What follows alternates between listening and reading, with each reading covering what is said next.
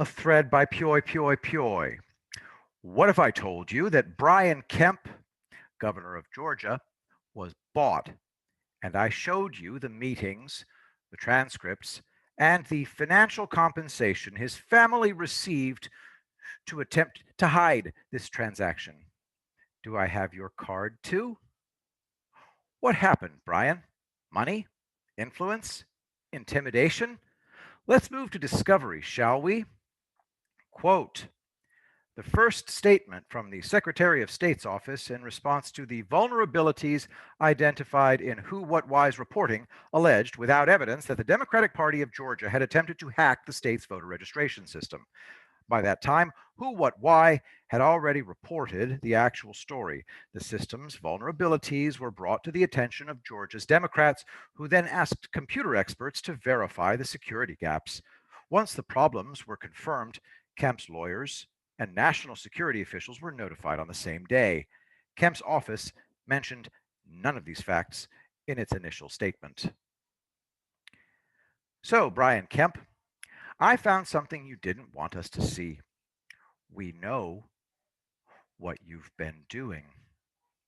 A lawsuit in the United States District Court for the Northern District of Georgia, Atlanta Division. Let's take a look at the conclusion right quick. Conclusion. The plaintiff's voting claims go to the heart of a functioning democracy. As the court commented in its order last year, quote, a wound or reasonably threatened wound to the integrity of a state's election system carries grave consequences beyond the results of any specific election, as it pierces citizens' confidence in the electoral system and the value of voting. The reality and the public significance of the wounds here should be evident, and were last year as well. The long and twisting saga of Georgia's non-auditable DRE GEMS voting system, running on software of almost 2 decades vintage, with well-known flaws and vulnerabilities and limited cybersecurity, is finally headed towards its conclusion. The new Georgia ballot marking device voting system legislation adopted in 2019 was accompanied by a major funding appropriation. The legislation is an essential step forward out of the quagmire, even if just to terminate use of an antiquated, vulnerable voting system, with funding for a replacement voting system and the initiation of some measure of future ballot audit protocols. The wisdom or legal conformity of the Secretary of State's selection of a new vendor's particular ballot system, though, is not the question now before the court. Why make a statement like that and a ruling in the opposite? You're worth a deep dive, Amy Totenberg. Kemp's office has been here before. The sequence of events from the last 72 hours, data from the state's election system, is exposed online. National and international cybersecurity experts confirm the seriousness of the matter, and the state attempts to deflect those concerns have been seen before. In a September 17th ruling in which she declined to order that Georgia use more secure paper ballots in the midterm elections, accepting the state's argument that this was impossible due to time constraints, Judge Amy Totenberg nonetheless addressed this pattern head on. Quote, advanced persistent threats in this data-driven world and ordinary hacking are unfortunately here to stay. The state will fail to address that reality if they demean as paranoia the research-based findings of national cybersecurity engineers and experts in the field of elections. The court is gravely concerned about the state's pace in responding to the serious vulnerabilities of its voting system. Totenberg continued, further delay is not tolerable in their confronting and tackling the challenges before the state's election balloting system. Brad Raffensperger, Georgia's Secretary of State, why did you approve these and make this statement when the actual results are very, very different? Continued within this thread are the results of Pro V and V. A statement from the Secretary of State. Secretary of State Brad Raffensperger last week ordered ProV&V, a U.S. Election Assistance Commission certified testing laboratory, to do an audit of a random sample of machines to confirm no hack or tamper. Quote, ProV&V found no evidence of the machines being tampered. What the fuck, number two? A folder named Transmission Router was discovered by the local source code reviewers during an unguided review session and noted its existence during one of the trusted build exercises. The local source code reviewers requested that this be discussed. The ballots recorded by the VCM had jumping sequence numbers, and some ballots lodged in sequence by the VCM were found at the end of the list with different sequence numbers. Smartmatic has not explained the jumping or out of sequence numbers. As in the past three automated elections, election returns are transmitted to the transparency server in an encrypted transmission package. The transmission package is decrypted and processed to convert the data in text format. The data in text format is then passed on to the majority party, dominant minority party, Citizens Arms, the Kapisanan MAGA Broadcaster Filipinas, okay, and other Comelec accredited groups. Okay, so it's also in text format sent to the Kapisanan Mga Broadcaster NG Filipinas, so sent to the Philippines. Isn't that great? The local source code reviewers recommended that the encrypted transmission package be delivered directly to the various accredited groups and the decryption utility be provided to them and allow them to decrypt the transmission package themselves. Let's see where your relationship with ElectionNet goes. Looks like a conflict of interest is incoming. Yet Who What Why's reporting revealed that the Secretary of State has been using PCC's ElectionNet election management software since 2012, according to a press release on PCC's website. PCC is based in Connecticut. The Secretary of State contracts with PCC. The company provides the state with trademarked election management software and is based in Connecticut.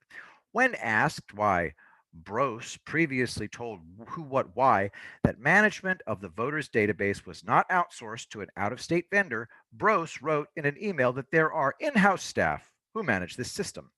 This indicates that the Secretary of State only purchases the software from PCC and has its own staff who are in charge of the day-to-day operations.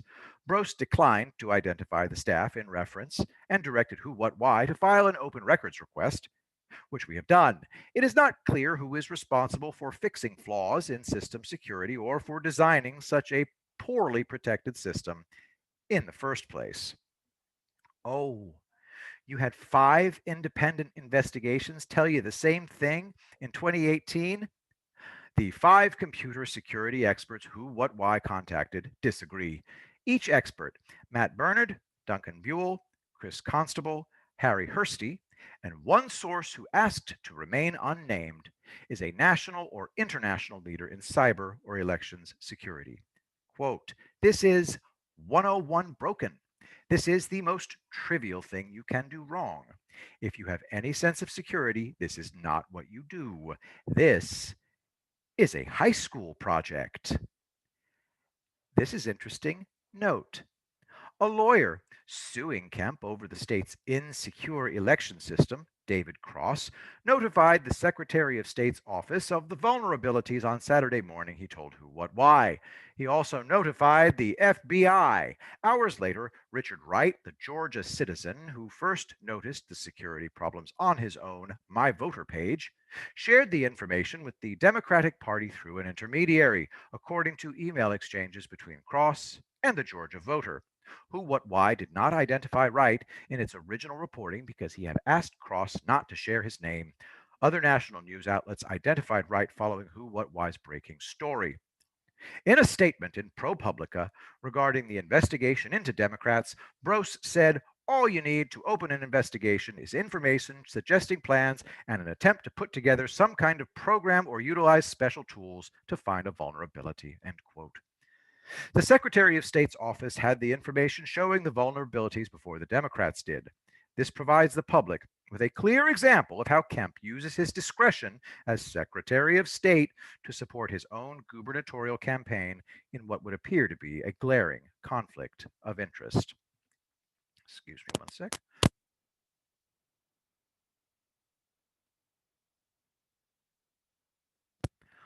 I don't think you have a scapegoat this time around, Brian Kemp.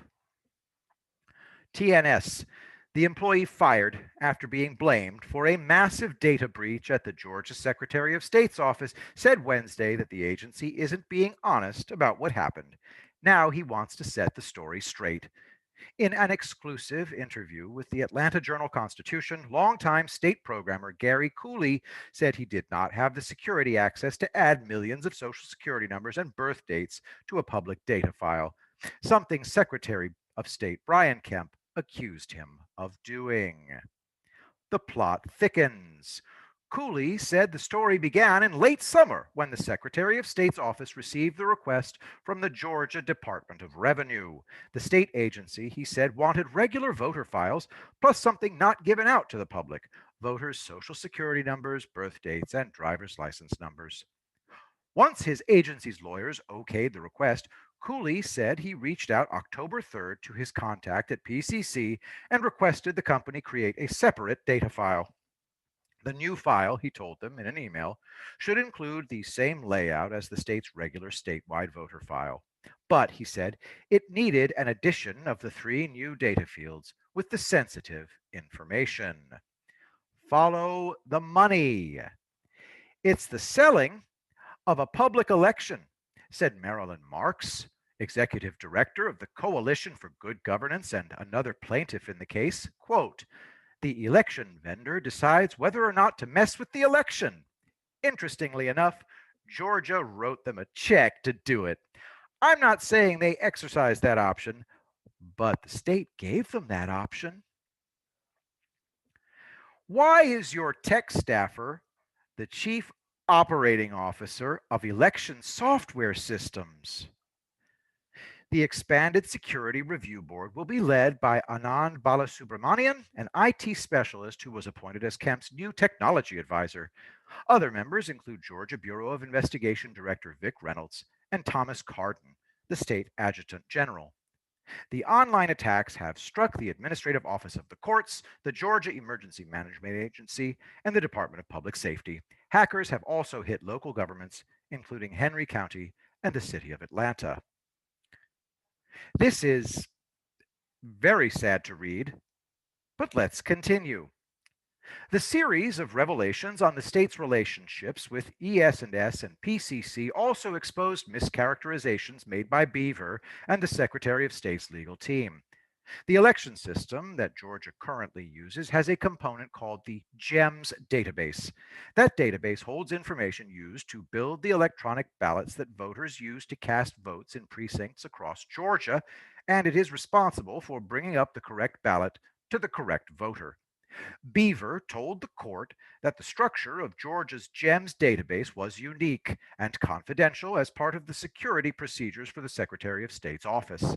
If the structure of the database was not known to outside parties, then outside parties would find it more difficult to manipulate the election. The catch, according to Cross, is that ES&S employees were designing ballots from their home offices in conditions completely outside the controls the state says they have in place to keep this from happening. You're taking what the state has said is the roadmap to hack an election, and they're just letting it sit on people's home computers with no evidence of any kind of security, Cross said. I mean, it's truly insane. I cannot overstate how crazy that is. The plaintiffs spent a year, tens of thousands of dollars on litigation, and were required to create secure facilities in order to review those same databases, only to find that they were neither unique nor confidential. The database's structure was identical to GEMS databases from around the country that have been public record for up to 17 years. Beaver was also shown to have provided misleading information to the court when he told the judge that penetration testing, where a cybersecurity firm attempts to gain access to test the network's security, ensured that the Secretary of State's computer systems were secure. Beaver failed to mention to the judge that the testing failed, and the cybersecurity firm was able to take over the entire network, which was only revealed when the state was forced to provide those security reports. A second round of testing in November 2018 showed some improvement, though many of the vulnerabilities identified a year before had not been fixed.